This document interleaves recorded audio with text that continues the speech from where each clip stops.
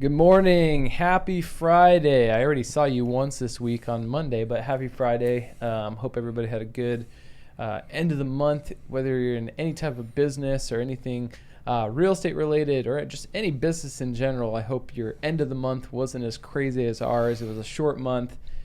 We had between Monday and Thursday at the office, we had 14 closings, and it was just a fun 4 days to say the least. Brian knows what I'm talking about in the real estate world.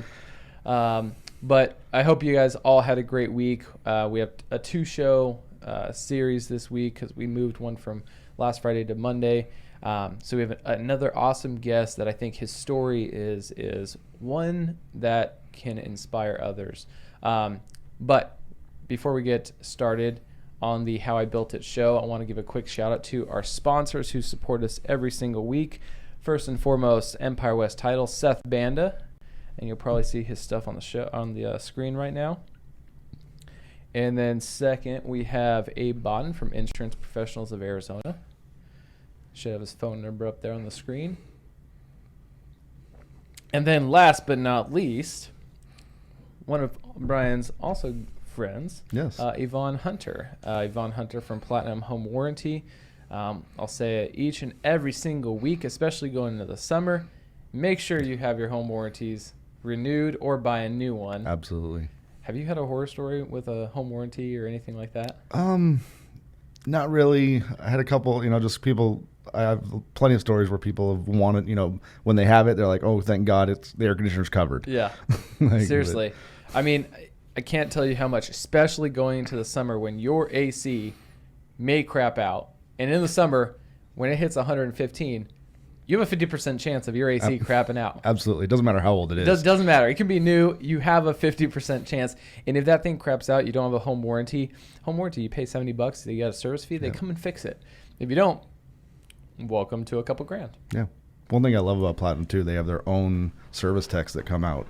So you don't have to wait for a third party. You don't know who the hell's coming out. So that's different, isn't it? Yeah, it's very different. Most companies, they vendor everything out. Everything's done by random people. And it's usually the cheapest person that they can find. Yeah, pretty much. Home warranties are trying to make money. So make sure to call Platinum Home Warranty. They employ pretty much all the people that they send out to service. Awesome company.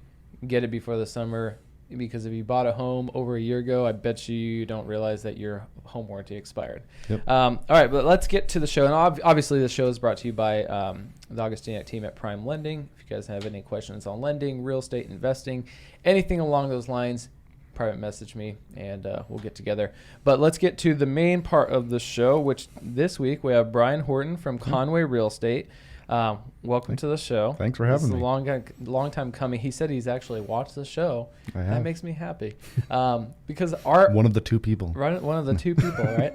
But no, like that's being a local entrepreneur and in Gilbert and supporting other local entrepreneurs, not just real estate agents. I mean, when we started the show, it was more geared toward real estate, and then this show is meant to support local entrepreneurs, small businesses, and inspire others, because you may not. Right now, everybody watching who may know Brian, even if you do know Brian, even if Brian's one of your clients, you probably don't know Brian's story, and that's a big part of what makes Brian Brian, and why he's. If you've used him or you're friends with him or do business with him, like that's why he is who he is. So absolutely, today is meant for Brian to tell his story to you guys, and whether that brings a sense of appreciation or it brings a sense of an inspirational thought to your mind for your own life, like that's awesome. So this show is meant to tell a story of local entrepreneurs, and some days we'll have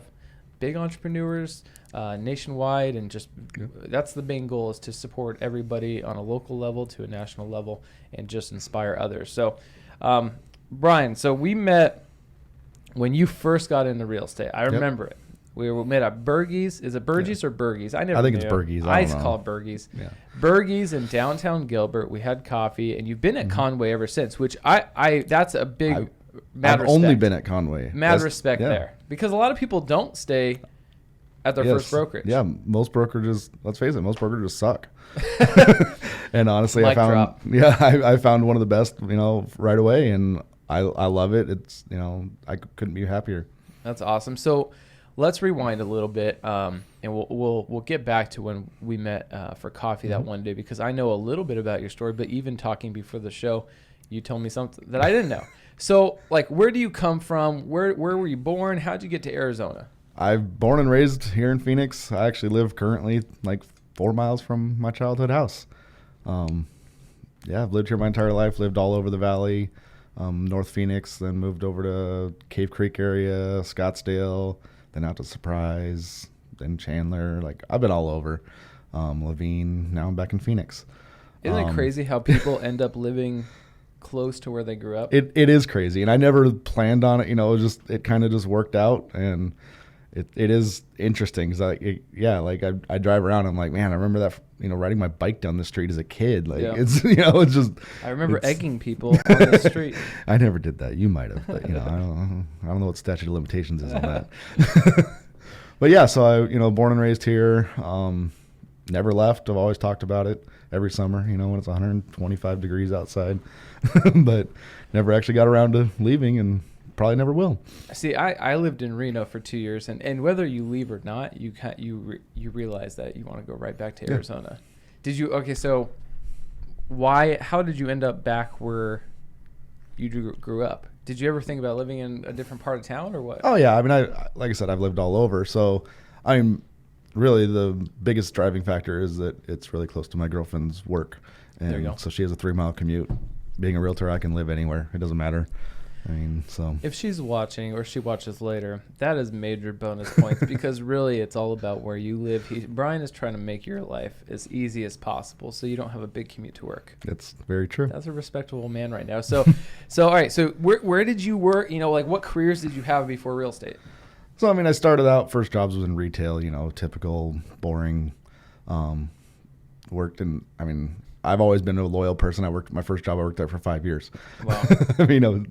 And then when I was about 25, somewhere around there, I got hired at Pepsi. Worked at Pepsi for almost 10 years. Started out in merchandising, worked my way up to sales, different types of sales, large format, small format. Went Geo for a little bit and ran the route. What's Geo? Geo, so I had a combination of both large stores and small stores. Yeah. But I was working the Blythe market. Really? Yeah. Did you hate Miserable. Miserable. How many places could you even service in Blythe? So I had about, because I had Blythe and then I had some other, I also had Ehrenberg, which is the Arizona side of the border, and then some other random places. So when as a realtor, when you drive around town, this is nothing compared. Yeah, no. I used to commute back and forth. I mean, I would live in Blythe Monday through Friday and then come back for the weekends because there is nothing to do in Blythe. Like the movie theater shut down before I took the job. You just lived in Blythe in the hotel. I had a little single wide trailer. Nice. Yeah, it was, and I'd take my dog up there. And you take the trailer up there, and yeah. Okay. So what businesses did you service there? It was all gas stations, convenience stores, and then there's 3 grocery stores in Blythe area. So yeah. See, this is something else I didn't know about you. I mean that's part of the entrepreneurial journey, right? Yeah. So I did it to try to take a step up, and when I took the job, I was promised that it would be a stepping stone into management. Ended up not coming true, and that's one of the reasons why I'm here now. Corporate America. Yes. So really quick, because my cousin-in-law works for Coke. Okay. Rivals. Yeah. There's when it comes some of my best friends work for Coke. But it's crazy, and tell people this because the placement in certain stores, it's a science, right? It is insane. Flows going left to right in this store, but right to left in the other store, and the demographics even come into place and as to what products are next to what products and combining, Sprite is paired with this, so you have kind of a different section near that. Yeah, and then they have studies. In higher Hispanic stores, it'll be there's more of your sweet flavored drinks compared to the colas because they drink more of the Fantas and the crushes and stuff like that. So there'll be a much different mix, and it's nuts. So did you have to, when you were doing that, did you have to go into the stores and you were doing all the placement, the store people don't touch that or what? Yeah, so we would do all the stocking and any resets, whenever there was a new set. if we controlled the set, we would do it. So there were some stores that they would have their own crews do it, but typically we reset everything anytime that it needed to be set to the new flow. Yeah, it was a lot of work. That's a grind. Yeah. So then what? All right, you're servicing Blythe. You're doing this whole science of making sure that your product is getting sold, because I'm guessing you had that main gas station in Blythe, right? I had all the gas stations there. The one truck stop that everybody goes across in Arizona to. So I had there's the Flying J there that's in Ehrenberg on the Arizona side of the border. Okay. Everybody goes there for gas because it's cheaper. 50 cents cheaper. Yeah. And yeah, I mean, Flying J was a total different ballgame, but because that's a corporate store that they dictated everything. But yeah, I had all the gas stations in Blythe itself, all the shells and everything. I mean, one of my biggest feats, in my opinion, was there was a program called Paint the Town Blue. Okay. And I got about 75% of the gas stations. I had all the front windows with Pepsi wraps on them.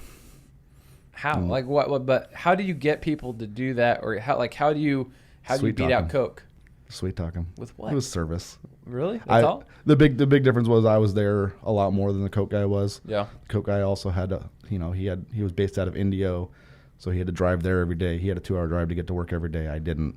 So I could spend a little more time there, and I just built relationships. I mean, I've always been a relationship guy.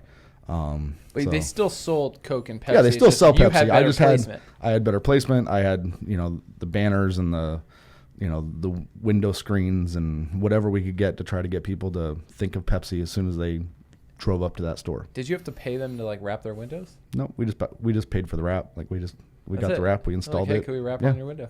Yeah. That's something that unless you're in that industry, you just don't realize how much goes into it. Oh, there's tons. I mean, even in grocery stores too. Same thing, right? Yeah, it's crazy. The amount of money spent on promotional stuff that really does nothing, doesn't help the product. It just to try to get one extra sale. Yeah, is crazy for a $3 Pepsi. Yeah, it's unreal. So so let's fast forward now. So you did that for 10 years. Mm-hmm. You were mentioning the stepping stone that to something else kind of dissipated. Yes. So when it was dissipating, which I imagine happens in many people's lives, and when they're working a 9-to-5 corporate job or anything like that, explain what happened. You don't have to go into detail, but explain the thoughts that went through your brain, the emotions that went through your brain, and what started changing. Well, I mean, it became very apparent about halfway through my time out in Blythe that the things that I was told weren't coming to fruition. Mm-hmm. And with that, I started thinking, well, why am I, for one, driving all the way to Blythe all the time and living in this, tiny little town? I'm sure most people would ask this. Yeah. And, it was affecting my relationship. And, there was a lot of other, it was hard. Friends and family, I didn't get to see people, and, it was tough. So I told my boss, I got to the point where I told my boss, I said, you know what, if this isn't going to happen the way you guys said it was going to happen and not going to get me into a position higher up, I want to go back to Phoenix, and the next position available in Phoenix, I want it. Yeah. And I got it. Okay. So they pretty much realized that it was either that or I was gone. You show your cards. Let's go. So I came back to Phoenix. That's when we moved to Chandler. Got her out in the Mesa area, and me and that boss did not get along. I'm sure in Blythe you did pretty much anything you wanted. Yeah, I mean, my boss in Blythe, he lived in Yuma. Yeah. I never saw him. He'd come out once every 3 months or so, and that was one of the issues. But yeah, so then got a new boss, and I should have seen the writing on the wall long before I did. Five people before me on that same route had been fired. Yep. And needless to say, I became number 6 about a year later. Yep. But before that, it was actually interesting. So how I got into real estate. So January, 4 years ago, I was out camping. I bought a travel trailer, and it was our first camping trip, not at a campground. Okay. So we took it out to Florence with some friends. They had quads and stuff. We were just going out. We were out in the desert. It was January 18th. It was Martin Luther King Day or whatever, that weekend. Long weekend, and took it out there. Last day of the camping trip, me and our friend went for a ride on the quads, and I crashed my quad. Flew off it, broke my collarbone, broke my shoulder blade, cracked a rib. How'd you crash? Did you go over a bump? Oh, we came around a corner, and there was a bump, and I didn't see it, and then it just bucked me off, and I kicked the quad off to the side, and it landed right on my shoulder.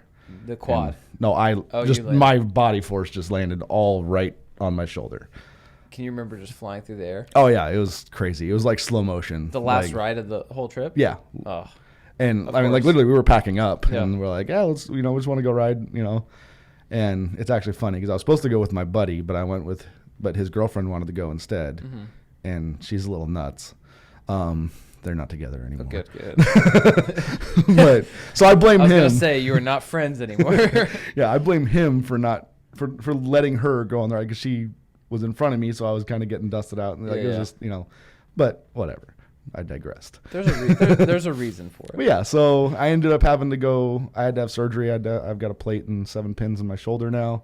But so needless to say, I couldn't work. Yeah. So I was on short-term disability for, I believe, 8 weeks. Roundabouts 8 weeks. It's not too long. No, it wasn't. I mean, I had surgery the following week, and then it was about 8-week recovery. And that, during that time, I was still employed by Pepsi, and so then when I came back from my short term, I got back to the grind, started getting stuff going again. And I was there for 2 weeks, and Country Thunder was actually happening, and I go to Country Thunder every year. Okay. So my vacation was already planned. Still this day? Oh, yeah. I got my 3 camp spots. We're planning it right now. Do you stay in the same spot every year? We try to upgrade, but it's hard to upgrade when you have 3 spots together. Gotcha. But yeah. So... Needless to say, I had my vacation planned, and that Friday before vacation, he called me in and said, "Bring your uniforms," and I answered with "F you." Nice. That's empowering. It was fun. So yeah, I got drunk for a few days at Country Thunder, started looking for a new job. Okay. But during that time, while I was on short-term disability, I was sitting at home bored. Mm-hmm.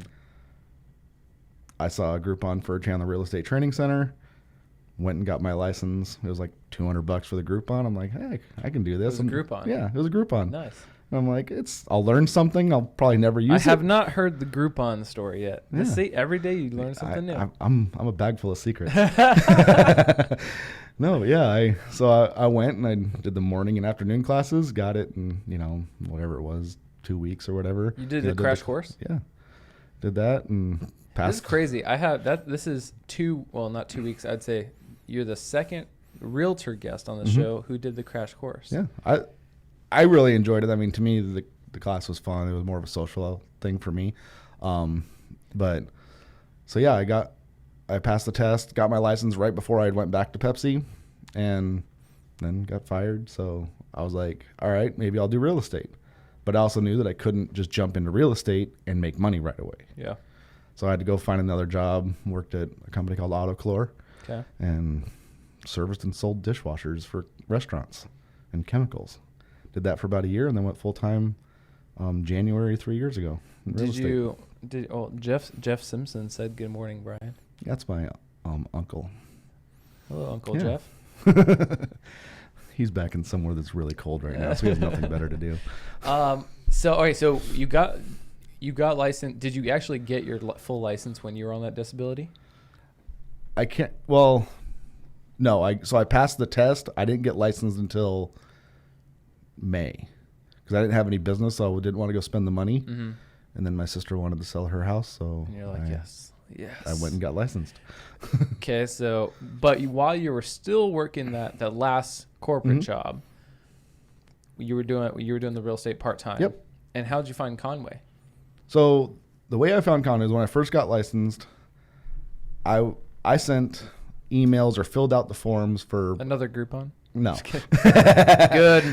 Good, Mike. We actually do need to figure out a Groupon way because that would be good. But did I just give you guys an idea? Maybe we'll give you some royalties. Jeff Simpson said Missouri. Yes, it's cold. That sounds cold. Miserable. Yeah, Missouri. Missouri is miserable. Yes. But yeah, so I filled out like 12 questionnaires online or sent emails, whatever. I actually saw Mike's post on Craigslist of all places. Nice. Emailed him. It's really funny. I attribute it to this day.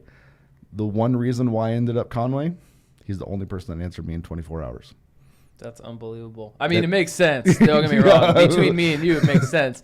But that's what's unbelievable. It's crazy. I mean, we're in a business of follow-up, and I didn't even know it at that time. I had no clue, but he was the one person that followed up.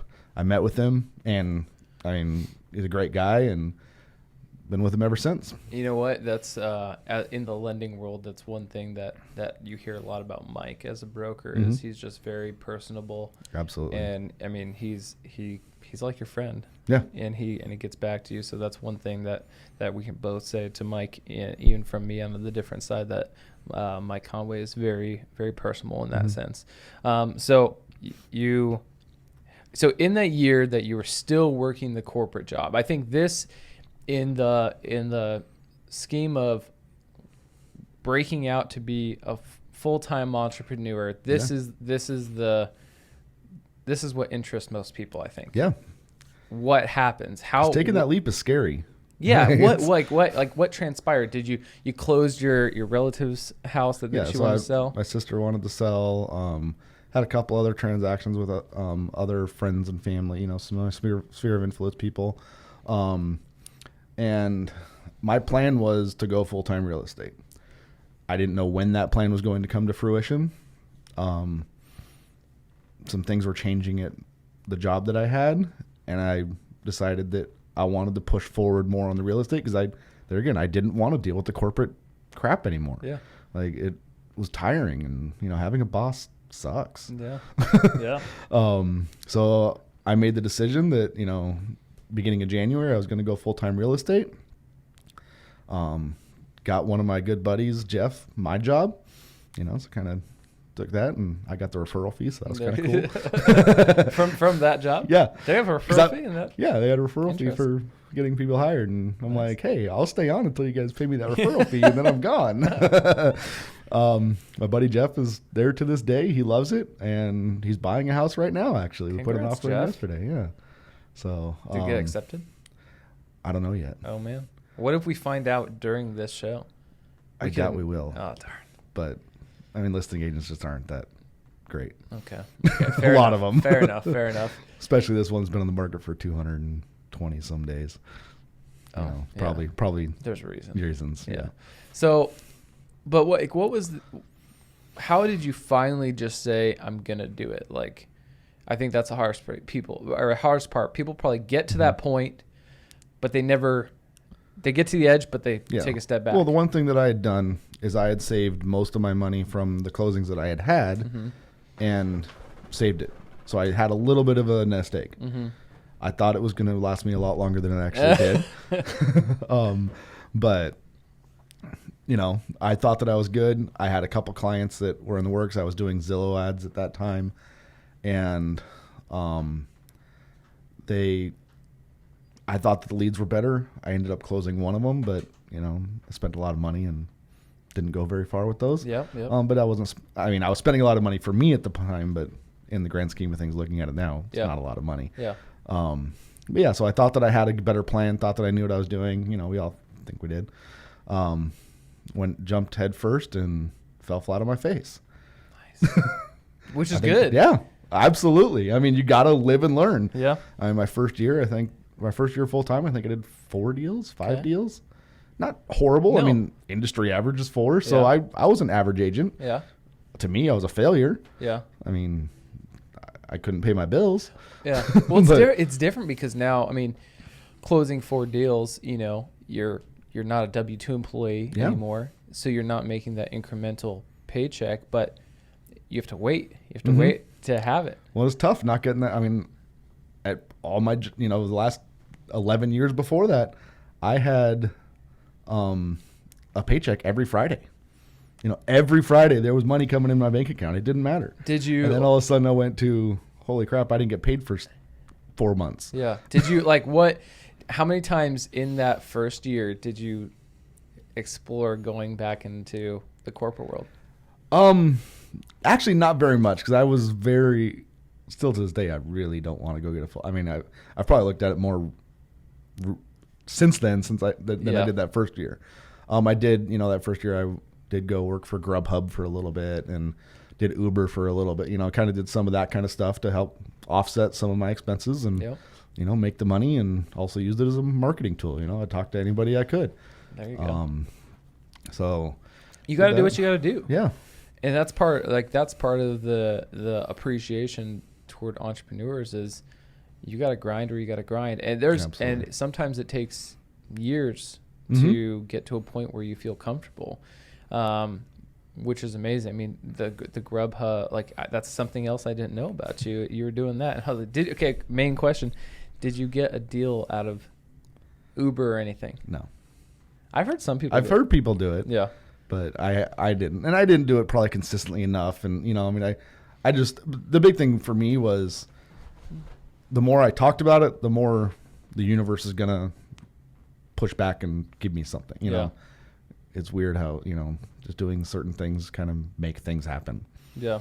So now, fast forward, you've been at Conway for 4 years, basically. Yeah.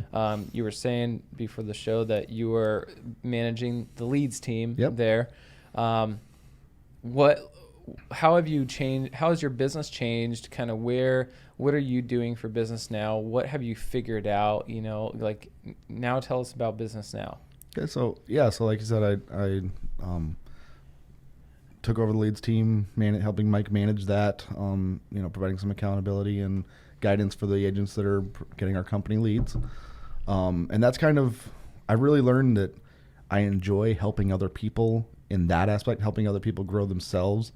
I love selling houses. I don't love all the other aspects of it, of the lead generation and conversion and, pounding the phones every day, but I know how to do it. Yeah. But I've learned that, if I can help motivate and inspire other people to do what they want to do and hit their goals, and I can hit my goals in the same, by doing that, it really provides fulfillment for me, and something that I didn't realize before that I really wanted that. I really enjoy that leadership aspect of it, and I want to do more. I want to, grow with the company and help our company grow. Do you miss corporate America? I miss some aspects of it, but I don't miss the corporate aspect of it. I mean, look at the structure is. It's a Friday at 10:30. Yeah. And you're sitting just here talking. Yeah. You can't have that in that world, no. right? No, I mean, it's, that's one thing that, we had a mastermind yesterday that we kind of hit on, though, is a lot of people in real estate, that's the problem with real estate, is that it is too lax. It is too easy to just be like, I'll wake up at noon. Mm-hmm. I'll walk the dog and watch some cartoons or, whatever. And the people that look at this as a job and have to be somewhere, have to be at the office at 9, yep, they do better. Consistently, those people will do better. And it's kind of weird. People need that structure. Yeah. I've heard, I had a few people tell me that before when we were going over their business model and what they did. And the great part about real estate is it really does transfer over to any business that you are doing. Any business you do should have customer service as a priority, right? Absolutely. So really, when we talk about real estate, because that's Brian's industry, no matter what industry you're in, and you're an entrepreneur, you're servicing somebody. So there's customer service involved. And I had another individual in a different business tell me that, now I have trouble, structuring my own day, mm-hmm, and structuring myself and keeping myself accountable. And it's crazy how when you say that, you're so right that there's a lot of people who don't realize that they just go through the motions, go through the 9 to 5, and they want to do something else. Mm-hmm. They want to do their own thing. They want to have their own business, but they don't realize that means that you have to create your own self-accountability measures to do so. And most of the time, the reality is you just have to do it. Mm-hmm. It's not that hard. No, it's really not. I worked Pepsi for 10 years. Every day I'd wake up at 2-3 o'clock in the morning to go to work. Now getting up at 6 o'clock in the morning is hard. Yeah. I'm like, why? And you did it on clockwork. Yeah, it was every day. I mean, there was some days where I'd start at midnight, and it wasn't a problem. Yeah. But now it's like, oh, I got to be up at 6. Like, I got an 8 o'clock appointment. Like, whew. But yeah, you gotta push through and, realize that if you do it, you're going to see the benefit of it. Nice. Quick shout out. I mean, tell us about Conway. I mean, we'll kind of give a shout out because you've been loyal there. Mike's awesome. Tell us about Conway and if for any agents potentially watching. Yeah, no, Conway. Like I said, I feel like I hit the jackpot with finding Conway. When I first started, I think there was 35 agents maybe, and it was just that small family vibe. We've grown. We're over 100 agents now. We've got 3 different offices now, but that family vibe is still there. Mike truly cares about every single one of his agents and is invested in them, and is just willing to help anybody. And, we got Alicia as our office manager, and she is amazing. She takes on so much more responsibility than she ever should. And Mike, she doesn't get paid enough if you're listening to this. I don't know how much she makes, but she doesn't get paid enough. But bonus points. Yeah. I love Alicia. But yeah, we've got some great people. The atmosphere is amazing, and we're doing some great things. That's awesome. And we also have a company camping trip that we do every year now. I heard you make a mean barbecue.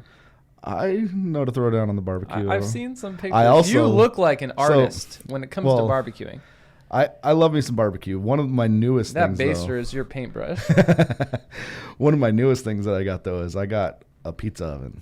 Like, no, thing goes up to 900 degrees. It's pretty cool. You have a pizza oven, but don't you have the barbecue you take up camping with you and everything? Yeah, I got a smoker. I got 3 different smokers technically. Three smokers. Yeah. What do you think about the new Traeger? The Traegers? They're nice. Yeah, the pellet grills. Yeah. Yeah, the pellet grills are great. That thing's popular all over social media. A lot. It's funny because I'm in some barbecue groups and a lot of. Of course you are, Brian. Of course you are. I'm also in pizza groups. I'm a food guy. I mean, I'm fat for a reason. It's not beer. It's food. Jeff Simpson said smoked meat. Yeah, I like to smoke some stuff. Love me some smoked brisket. Get into arguments about what's good barbecue sometimes with people. So wait, the pellet. So I know nothing about the pellet. So the pellet, it's basically they just take sawdust and compress it into a pellet. Okay. But a lot of the traditional barbecue guys in the barbecue groups say that the pellet grills are not real barbecue and it's cheating, and because you can literally just press a button, set it, and forget it, and come back 8 hours later and it's good. Okay. It works. It creates really good food. Cheating versus food. I mean, I get it. You have an argument and everything, but I'm telling you, if you've never followed Brian on social media, when you see him barbecuing, you're just like, he knows what he's doing. If you ever get invited to one of my parties, I'd recommend coming. What's your go-to or forte? Like the ribs? The tri-tip? I'd say brisket is probably my favorite to do. Okay. But brisket's expensive. So I don't do it as much. Why is it your favorite? Because it's amazing. Yeah. I mean, you can't get much better meat than brisket. I do love me some tri-tip. Have you been to Little Miss Barbecue? Yes. What's your rating on this? Good. Okay. Not great. This is why he's a craft barbecue. I think so. The flavor's amazing. I think that they are catering to the masses and overcook the food a little. Okay. Overcook it a little makes sense. and make it so everything's fall off the bone tender and it like barbecue should have some bite. Okay. I went to Caldwell County Barbecue a couple weeks ago. I actually won a contest at Caldwell County Barbecue, really? New barbecue place out in Gilbert, and Really? I named their new smoker.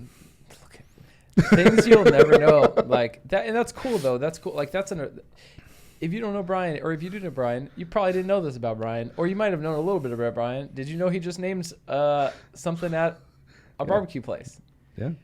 When I lived in Reno, did you know like the Reno has like a annual nationwide rib contest? Oh, interesting. Like one of the biggest national rib contests. So I think it's in September. Yeah. You should look into it. All right. Where everybody comes from all over the nation, and it's Rib Fest. Awesome. and they have all the contests about it. So when I lived there, it was great. Oh, yeah. You can try ribs from everywhere. Yeah, you just get one rib and try it out. Yeah. I think I would challenge you in the next couple of years to go up there. I'll have to look into that. Reno? I love me some barbecue. I'll try. Well, Brian, thanks for coming on. Yeah. Now we're just talking about food at this point. And we're 40 minutes in, and now I'm really hungry. I'm gonna go to Burrito Company. Have you been there? I have not. Burrito Company, Elliott and the 10. Get the number Okay. 19. Your life will. Number 19. You know how at Mexican food places, the breakfast burrito, if you have like potatoes and stuff in there, Yeah. they throw like one egg and it's Yeah. all fillers. Yeah. Burrito Company is all egg. Nice. And they, instead of making like a red sauce, they make a true like salsa. Okay. You will not be disappointed. Number Good. 19. All right. Brian, thank you for coming on. Yeah, thanks for having Brian me. from Conway Real Estate. If anybody has any questions, find him on social media. Let's give it another quick shout out to our sponsors. We don't have to show them on the screen this time, but if anybody needs any of their information, you can always private message me. Empire West Title. Abe Bodden from Insurance Professionals of Arizona, and Yvonne Hunter from Platinum Home Warranty. Thank you for sponsoring the show. My name is Andrew Augustiniak. I'm the branch manager at the Augustiniak team at Prime Lending. If you have any lending questions or you just have questions in general about anything, private message me. If you'd like to be on the show and you have a good story, even if you don't think your story is good, it probably is good. People don't realize that everybody's story is unique in their own way, and others can relate to it in some way, shape, or form. So if you're interested in being on the show, let me know. Have a great weekend. We'll catch you next week.